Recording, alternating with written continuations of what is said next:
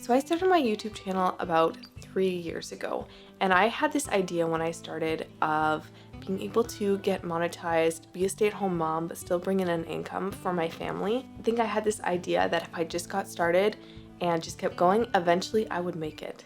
Well, 3 years later, and I only have a little over 300 subscribers. So I did some things and I didn't do some things that really didn't help me out. And there is a lot that I've learned since then on how to really help my channel grow. So I thought today I would sit down and let you guys in on all of those things. So let's get into it. So one of the things I realized that can really help your channel out is being very clear on your niche. When I started out, I was doing pregnancy updates and stuff. I was pregnant with my first, I was in my third trimester, and I wanted to kind of share my experience, things I had learned. So I was sharing all kinds of tips about pregnancy, sharing updates on my pregnancy. And then when I had my son, I started vlogging and just sharing about motherhood things, like what was in my diaper bag and what I was eating and how breastfeeding was going, tips and all that kind of things, baby updates. But it was just a very broad category. I talked about all different kinds of mom and baby stuff. I was doing vlogs and just nothing very specific. And the problem is that there are so many other moms sharing that stuff. So that just makes it really hard for my channel, because there's so many other people talking about the same things as me, and it's hard for me to stand out. So something I've heard from multiple sources that I'm kind of testing out, seeing how it works and if it makes a difference, is just niching down, being a little bit more specific about the videos I create and sticking to just a couple topics instead of just doing everything in the motherhood baby category. The point is to show YouTube that these specific areas are where I'm an expert, so that it will show those videos to people who are interested in that content. So if you are a mom and you have a YouTube channel, instead of just sharing everything about motherhood, you could try sharing just about having twins or raising kids on a homestead. Find something about you that is unique. And the next thing I discovered is that getting discovered really requires a lot of work and planning. Because in order for your channel to really get discovered, you need to be creating searchable videos. That is the biggest way for people to find your content, but you need to be making searchable videos, not just that you want to make, but also that people are looking for and are going to watch, and also that aren't being made by a ton of other bigger channels. Because your content will easily get drowned out by all those other bigger channels. So you really have to work hard to figure out what videos can you make that people are looking for and that a lot of other bigger channels aren't making videos about, and figuring out how to really optimize your videos to get them discovered. It takes a lot of work and planning, a lot of research. It's something I've been really dipping my toes into and trying to figure out how it all works, and it is a lot of work. I started out just kind of making whatever videos I wanted to make or whatever I thought people would be interested in, instead of really doing research and figuring out what people wanted to see.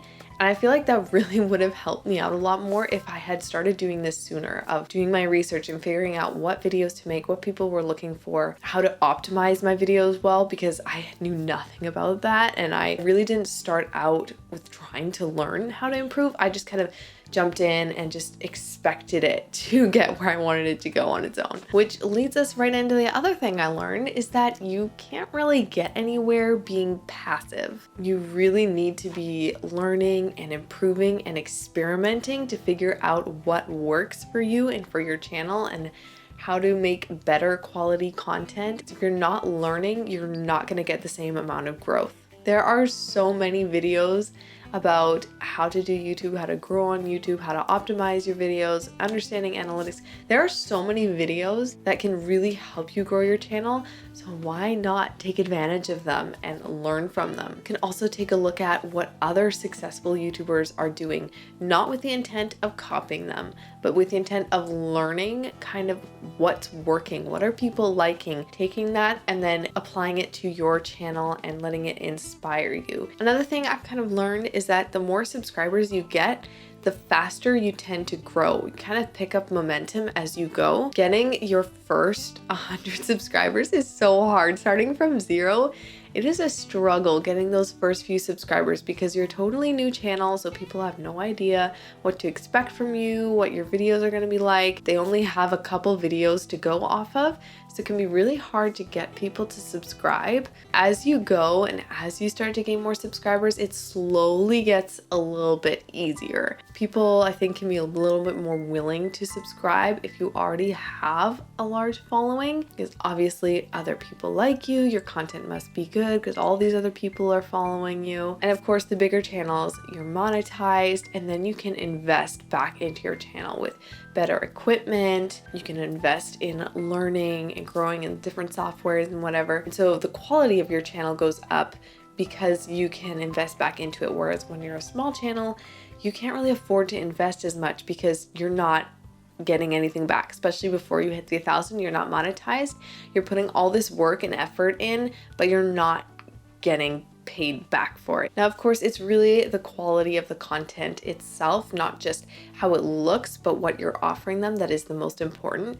So if you can make really good, high quality videos where the content brings a lot of value, then you can definitely still make it, even if you don't have as good of equipment as other YouTubers may. It just might take you a little bit more time and a little bit more work. Something that I really regret that I did when I first started was just how I went about making my goals. I set a goal of when I first started to make 100 subscribers. I think in the first year, I wanted to make 100 subscribers. And then the next year, I wanted to double that and make 300 subscribers. That is such a small goal. Like, think about it, making 100 subscribers in a year, that's like 265 days where I'm not making subscribers. If I had set a bigger goal, I think it would have really pushed me to try to improve my videos. But because I picked such a small goal, I really didn't have that drive or motivation or push to improve. And so I didn't. Whereas now I've learned I really need to have a balance of setting big goals and also setting little goals. Setting those big goals to really push me to improve, to do better, to really see my channel grow.